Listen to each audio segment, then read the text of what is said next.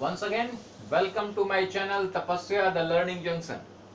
Dear students, I hope that all of you are enjoying my video lecture.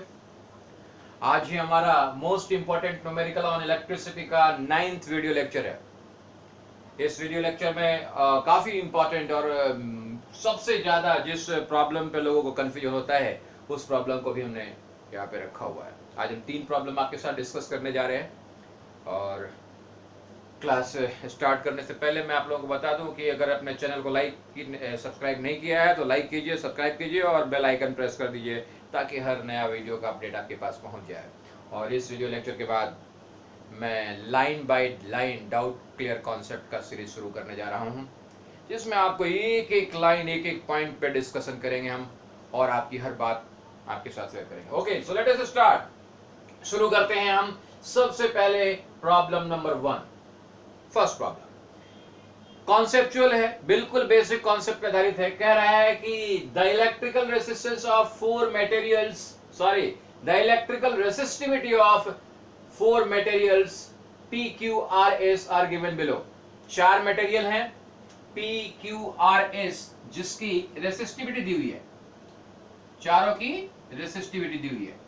Right? कह रहा है which material you use for making first A heating element of electrical iron. क्या बनाना है? heating element of electric iron बनाना है. कौन सा इस्तेमाल करेंगे? सबसे पहला आपका जो मटेरियल है P 6.84 into 10⁻⁻8 ओम मीटर है. Q 1.70 into 10⁻⁻8 ओम मीटर है. R 1.0 into 10⁻15 ओम मीटर है. And S 11.0 into 10⁻7 ohm metre है. देखिए, हीटिंग एलिमेंट बनाना है. हीटिंग एलिमेंट मतलब रेसिस्टिविटी थोड़ी ज्यादा होनी चाहिए. तो सबसे कम रेसिस्टिविटी वाला जो मटेरियल है जो आप देखेंगे वो कौन सा है? 6. सबसे कम 1.70 into 10⁻8 ओम मीटर का. उससे थोड़ा ज्यादा रेसिस्टिविटी वाला 6.84 into 10⁻8 ओम मीटर का, यानी P. उससे ज्यादा की बात करें तो 11.0 into 10⁻7 ohm metre S. Right? और अगर R की बात करें तो बहुत ही ज्यादा है, यानी इंसुलेटर की तरह ही इस्तेमाल किया जाने लायक है. तो इसका मतलब यह है कि हीटिंग एलिमेंट बनाना है तो हीटिंग एलिमेंट में जैसा कि आपको पता है कि रेसिस्टिविटी ज्यादा होनी चाहिए, लेकिन इतना ज्यादा नहीं कि करंट फ्लो ही नहीं करे. तो इस तीनों में जो रेसिस्टिविटी ज्यादा है 10⁻8 के रेंज में, 10⁻8 के रेंज में और 10⁻7 के रेंज में. तो ये S मटेरियल, इन तीनों में जो कंडक्टिंग मटेरियल है, इन तीनों में S जो मटेरियल है उसकी कंडक्टिविटी रेसिस्टिविटी सबसे ज्यादा है. इसलिए हम लोग S का इस्तेमाल किस लिए करेंगे? S का इस्तेमाल करेंगे heating element of electric iron. यानी क्वेश्चन नंबर फर्स्ट के A पार्ट का जवाब होगा S. क्या बताएंगे कि for heating element we will make the utilisation of S material having 11.0 into 10⁻7 ohm meter resistivity. B part connecting wire of electric iron, यानी iron का कनेक्टिंग वायर बनाना है. यानी ऐसा तार कैसा बनना चाहिए जिसकी कंडक्टिविटी सबसे बेहतर हो.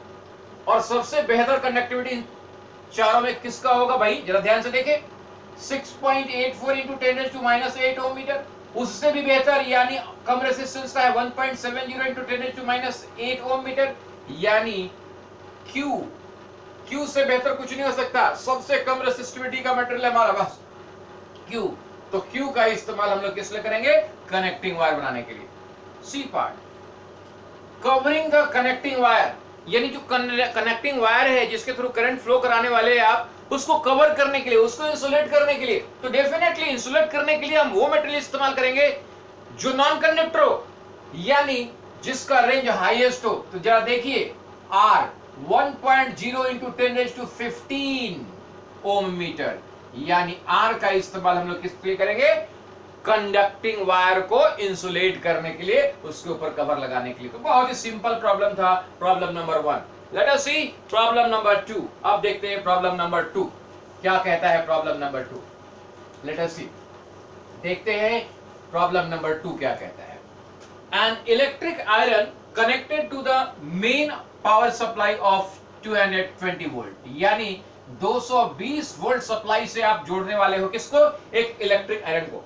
When electric iron is adjusted at minimum heating, it consume a power of 300, यानी पावर मिनिमम हीटिंग पे कितना है, मैक्सिमम पे नहीं, मिनिमम पे, मिनिमम हीटिंग पे पावर कितना है 360 watt. But at maximum heating it takes 840, P max कितना है 840 वाट। यानी अपने आयरन को जब आप एडजस्ट कर रहे हो तो एडजस्ट करने पे सबसे मिनिमम पे, जिस पे हीट आप सबसे कम प्रोड्यूस करा रहे हो, उस समय वाटेज कितना कंज्यूम हो रहा है 360, और जब मैक्सिमम पे कर रहे हो तो कितना कंज्यूम हो रहा है 840। आगे क्या कह रहा है देखते हैं। Calculate the current and resistance in each case. कह रहा है आई मिनिमम और आई मैक्सिमम बताइए, दोनों केस में करंट कितना फ्लो करेगा, और साथ ही बताइए कि रेसिस्टेंस कितना होगा, रेसिस्टेंस कितना होगा मिनिमम वाले केस में भी और मैक्सिमम वाले केस में भी। यही प्रश्न है आपके सामने, राइट। यानी ये प्रश्न भी बिल्कुल बेसिक कॉन्सेप्ट पे आधारित है। क्या कॉन्सेप्ट भाई, तो ध्यान से सोचो। कह रहा है कि भाई P मिनिमम, यानी हमारे पास पावर कितना है 360, और सप्लाई कितना दे रहे हो, यानी वोल्टेज कितना अप्लाई कर रहे हो 220 वोल्ट, राइट। तो भाई जरा बताइए P इज इक्वल टू होता क्या है। P इज इक्वल टू होता है V इंटू आई, पढ़ा है आपने। Power is equal to, power means product, मैंने याद करने का तरीका बताया था। पावर मीन्स प्रोडक्ट, प्रोडक्ट बराबर वोल्टेज और करंट का प्रोडक्ट। तो P is equal to V I, right. तो भाई I इज इक्वल टू क्या हो जाएगा, I को इधर V को इधर लेके आए तो P बाई V हो जाएगा। और हमारे पास पावर कितना है, किस वाले केस की बात कर रहे हैं हम लोग, मिनिमम की बात कर रहे हैं। तो मिनिमम वाले केस में पावर कितना है 360, और सप्लाई कितनी दे रहे हैं आप लोग 220 वोल्ट। जरा घटाइए, 0 0 कट गया, 2 से कट गया 11, 2 से कट गया 18, 18 बाई 11 एम्पियर। और पॉइंट में निकाल लेते हैं, एक बार चला जाएगा, 7 आ गया कैरी, नीचे 70, पॉइंट लगा दिया, 70 हो गया, 6 66, 4 बच गया, 40, 3, 1.63 एम्पियर का करंट। किस केस में, जब आप अपने आयरन को, इलेक्ट्रिक आयरन को मिनिमम मोड पे, मिनिमम हीटिंग मोड पे सेट करोगे तब, यानी आई मिनिमम मोड पे कितना हो रहा है 1.6 ampere. Is it clear to all of you. बोला सर इस वाले केस में रेसिस्टेंस क्या होगा, जरा रेसिस्टेंस की बात करें तो भाई जरा बताइए। P इज इक्वल टू, हमने वी आई का फॉर्मूला बताया है, अब R के फॉर्म में हम चाहते हैं इसे, R के फॉर्म में V को क्या लिख सकते हैं हम लोग, V को लिख सकते हैं IR, और I तो क्या हो गया I square R। Same formula, हमने I निकाला हुआ है, तो I कितना है हमारा 1.63 एम्पियर इंटू R, और P कितना है भाई 360। तो भाई 360 is equal to 1.63 into R, तो R is equal to 360 by 163। Is it clear. बड़े आसानी से निकाल सकते हैं, जरा देखिए इसको, मैं मिटा रहा हूं इधर।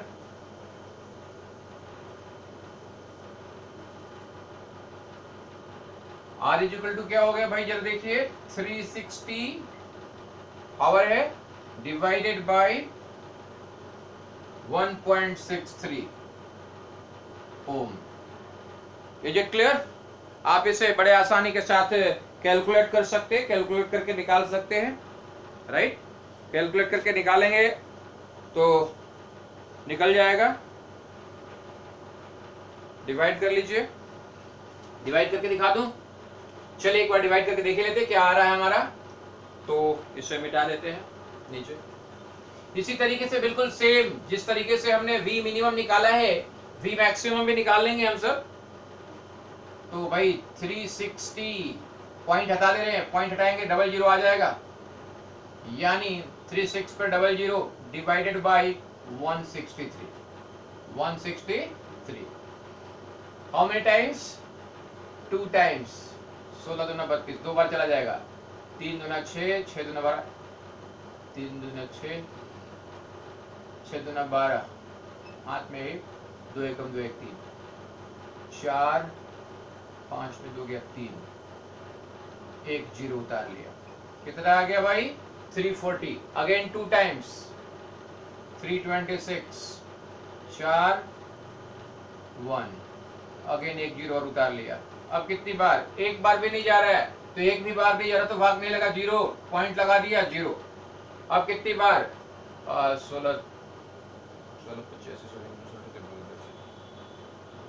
8 टाइम्स अप्रॉक्स, 8 3 24, 4 हाथ में 2, 8 6 48, 49 50, हाथ में 5, 8 1 8 5 13, लगभग, यानी कितना आ गया 220.8 ओम, लगभग 220 ohm, approximately 220 ohm. Is it clear, समझ में आया आपको? चलिए, अगर ये समझ में आ गया तो बिल्कुल सेम कंडीशन, ये तो मिनिमम की बात हो गई, मैक्सिमम की बात करेंगे, बिल्कुल वैसे ही निकल जाएगा। कैसे निकालेंगे देखिए एक बार, क्या निकालना है कि भाई जब हम हीटिंग को मैक्सिमम पे रख रहे, यानी पावर कितना है 840 वाट, राइट, तो करंट कितना होगा, अभी अभी आपने देखा P इक्वल टू क्या होता है VI, and that's why I equal to क्या हो गया P बाई V। पावर कितना है 840 और V कितना है 220, 1 0 कैंसिल, कटाइए, और 11 हो गया, और ये कितना हो गया 42 बाई 11, हाउ मेनी टाइम्स 11 33 और 42 में भाग लगा दिया 3 बार, 33 12 9.0, 11 77 88, लगभग 3.8 एम्पियर, राइट। यानी आप जब मैक्सिमम हीटिंग मोड पे करेंगे तो जो करंट फ्लो करेगा आयरन में वो कितना होगा 3.8 एम्पियर। अब सवाल है कि भाई जब हम लोग मैक्सिमम हीटिंग कर रहे हैं तो रेसिस्टेंस जो हमारे आयरन का होगा, जो इस्तेमाल किया जाएगा, वो कितना होगा, अगेन निकाल सकते हैं आप। क्या फॉर्मूला है आपके पास, P is equal to I square R, अभी अभी देखा था आपने, तो R इज इक्वल टू क्या हो गया P by I square, P कितना है 840 upon 3.8 into 3.8। Is it clear, solve कर लेंगे, you will get the answer. So I hope that there is no problem at all. Only the part is that you will have to do the calculation. Is it clear? Come to the next. अब आते हैं हम लोग सबसे important discussion पे, problem number 3।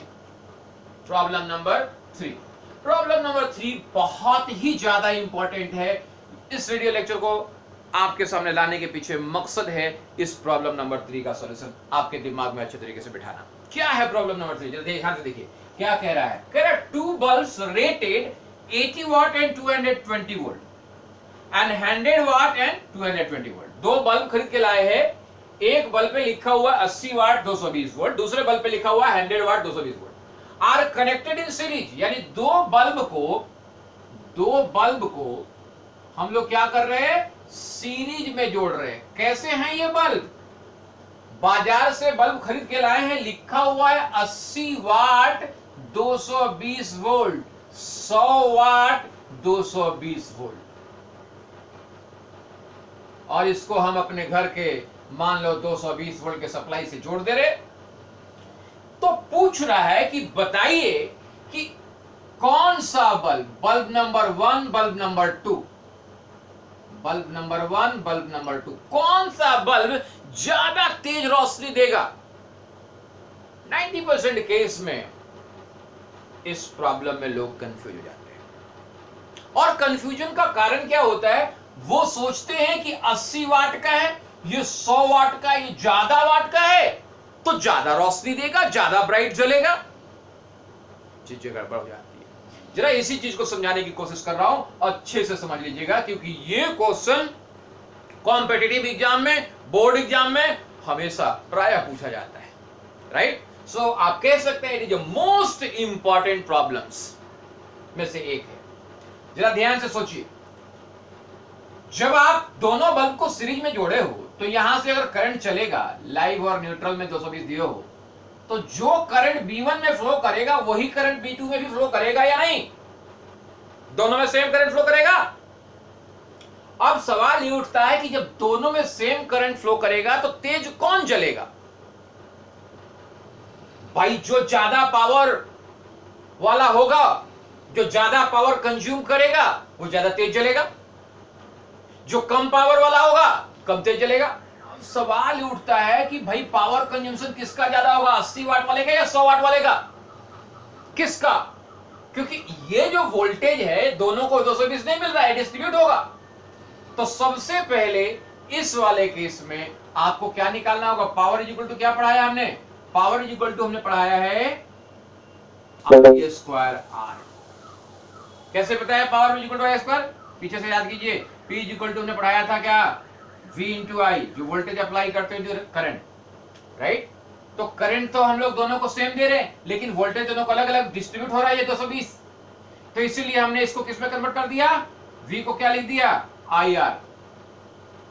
V को क्या लिख दिया? IR। और I पहले से था तो 2I स्क्वायर R, राइट? तो माय डियर फ्रेंड, जिस बल्ब का रेसिस्टेंस ज्यादा होगा वो ज्यादा पावर डिसिपेट करेगा या नहीं करेगा? सिर्फ यही सोचना है कि जो बल्ब का रेसिस्टेंस ज्यादा, सीरीज वाले केस में, वो ज्यादा करंट को, ज्यादा पावर डिसिपेट करेगा। और जो ज्यादा पावर डिसिपेट करेगा, जो ज्यादा खाएगा, जो ज्यादा पावर लेगा, वही तो रोशनी ज्यादा देगा। तो देखना ये है कि B1 ज्यादा या B2 ज्यादा, किसका रेसिस्टेंस ज्यादा। और रेसिस्टेंस बड़े आसान से निकाल सकते हैं, रेटिंग दिया हुआ है, लिखा हुआ है कि 80 वाट 220 वोल्ट रेटिंग है। तो B1 का यानी R1 कितना हो जाएगा भाई? R1 बराबर क्या हो जाएगा, जरा सोचिए बताइए। फॉर्मूला याद कीजिए, P इज इक्वल टू क्या बताया? VI। I को क्या लिख सकते हैं हम लोग? V बाई R, यानी V square by R। P is equal to क्या लिख सकते हैं? V square by R। So R is equal to क्या हो जाएगा बताइए? V square by P। R बराबर क्या हो जाएगा? V square by P। तो बड़े आसानी से यहां पे आप R निकाल सकते हैं। V स्क्वायर यानी 220 वोल्ट स्क्वायर, यानी 220 इंटू 220 अपॉन 80 वाट। जरा कटाइए, 1 0 कैंसिल हो गया, 4 से 2 से कटा दीजिए पहले, ये 11 हो गए और ये हो गए 4, फिर 2 से कटा दीजिए, ये हो गए 110 और ये हो गए 2, फिर 2 से कटा दीजिए, ये हो गए 55 और ये 11, दोनों की जगह गुना कीजिए, 55 इंटू 11,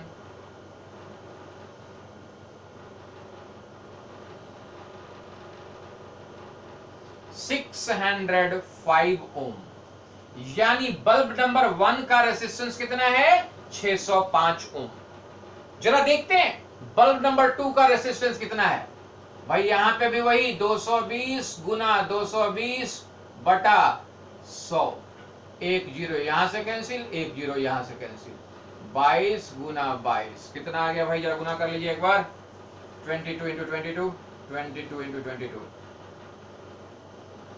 4 8 4 484, 484।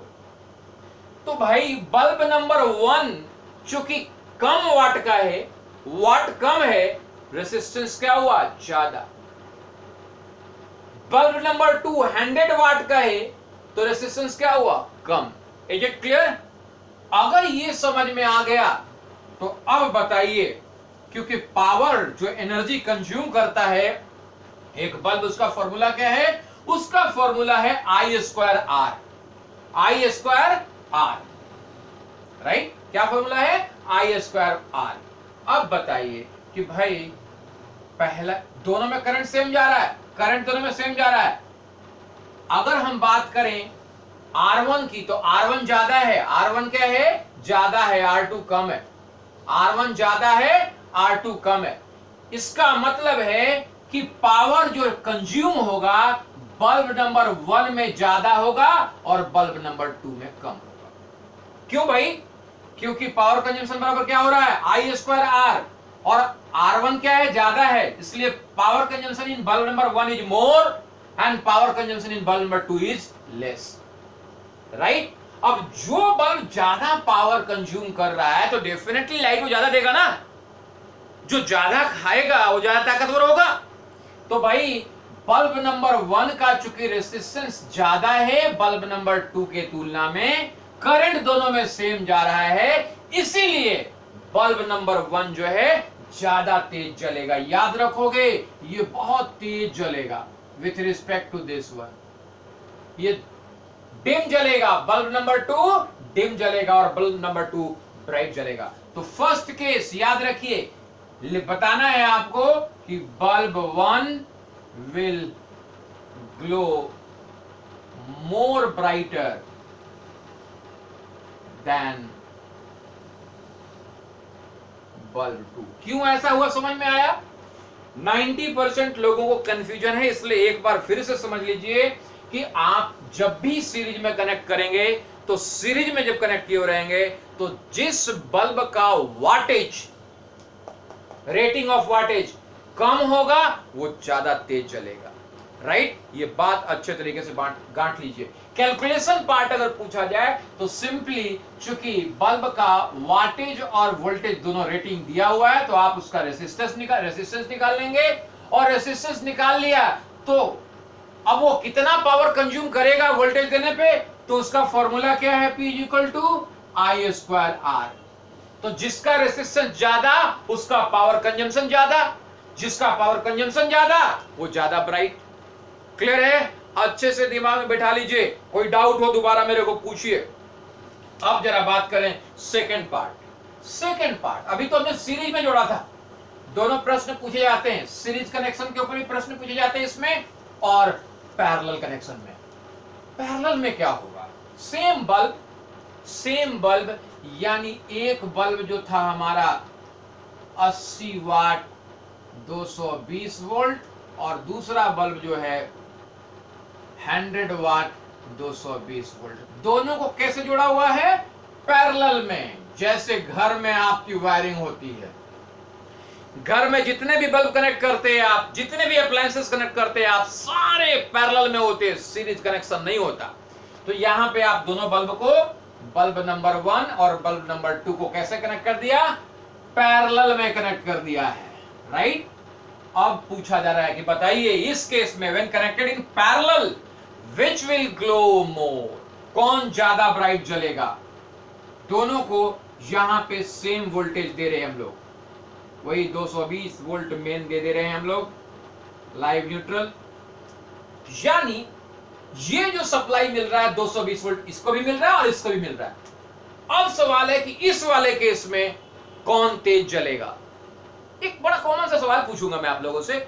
आप घर में एक बड़ा बात अच्छा आसानी से करते हो कि सर 60 वाट का बल्ब लगा हुआ है, रोशनी बड़ा कम दे रहा है, 100 वाट का लगा देते हो, रोशनी बढ़ जाएगा, ब्राइटनेस बढ़ जाएगा। या आज के जमाने में एलईडी लगाते हो, खरीदने जाते हो तो कहते हो यार कितने वाट का है, वो कहता है 5 वाट का है, बोला कहां लगाना है, बोला नहीं तो ड्राई हॉल में लगाना है, बोला 5 वाट का नहीं 15 वाट वाला दे दो। क्यों भाई, बाथरूम में चाहिए होता तो 5 वाट, रोशनी कम चाहिए, ब्राइटनेस कम चाहिए, और अगर ड्राई हॉल में लगाना है तो ज्यादा वाट, 18 वाट 20 वाट का लगाते हो। तो याद रखोगे पैरेलल कनेक्शन में, डायरेक्ट आंसर देने के लिए केवल कैलकुलेशन पार्ट में दिखाने जा रहा हूं, पैरेलल कनेक्शन में अगर बल्ब का वाटेज ज्यादा है तो ज्यादा ब्राइट जलेगा, राइट। सीरीज कनेक्शन में बल्ब का वाटेज अगर कम है वो ज्यादा तेज चलेगा। तो ये बात याद रखना, गांठ बांधते हैं। लेट अस सी, देखते हैं। आपने अप्लाई कर दिया जी 220, सबको सेम वोल्टेज दे रहे हो, इस बार पावर कौन ज्यादा कंज्यूम करेगा ये पता करना है। तो भाई हमने फॉर्मूला बताया है, क्या फॉर्मूला बताया है, फॉर्मूला बताया है P = VI। बोला सर अब इस बार तो करंट जो है बढ़ जाएगा, दूसरा जाएगा, इधर कोई और करंट, इधर कोई और करंट, इसलिए हम I को चाहते हैं V के फॉर्म में कन्वर्ट करना। तो I को क्या लिख सकते हैं, I को लिख सकते हैं V/R, क्योंकि ओम्स लॉ के अकॉर्डिंगली क्या हो जाता है, V = IR, तो I = V/R, राइट। तो V × V/R, अब V और V क्या गुना हो के V स्क्वायर बाई आर, यानी पावर कंजम्पशन बराबर क्या होता है V स्क्वायर बाई आर। बोला ये वाला फॉर्मूला क्यों यूज कर रहे हैं इस बार? इसलिए यूज कर रहे हैं क्योंकि इस बार हम लोग दोनों को सेम वोल्टेज अप्लाई कर रहे हैं। अब जरा ध्यान से देखो, रेसिस्टेंस नीचे आ गया है, यानी पावर कंजंक्शन में इस बार रेसिस्टेंस कहां आ गया है? नीचे आ गया है। यानी जिस बल्ब का रेसिस्टेंस ज्यादा होगा, यानी नीचे वाला पार्ट ज्यादा हो गया, तो पावर कंजंक्शन क्या हो गया? कम हो गया। और जिसका रेसिस्टेंस कम होगा उसका वाटेज क्या हो जाएगा? उसका पावर कंजंक्शन क्या हो जाएगा? ज्यादा हो जाएगा। ये क्लियर? तो जरा ध्यान से सोचो, अभी अभी देखा था कि भाई हम लोग बात करें अगर इस वाले बल्ब की, तो 80 वाट वाले बल्ब की, तो इसका कैसे निकाला था? V स्क्वायर बाई आर के फॉर्मूला से इसका निकाला था, यानी 220 स्क्वायर बाई 80 और इसमें 220 स्क्वायर बाई 100। तो इसीलिए ये वाला इसका रेसिस्टेंस क्या निकला था? ज्यादा। B1 का रेसिस्टेंस क्या था? B1 का रेसिस्टेंस 1 ज्यादा था, मोर था, और रेसिस्टेंस 2 लेस था उसके तुलना में, राइट? कैलकुलेशन पार्ट में भी पीछे निकाला था आपने।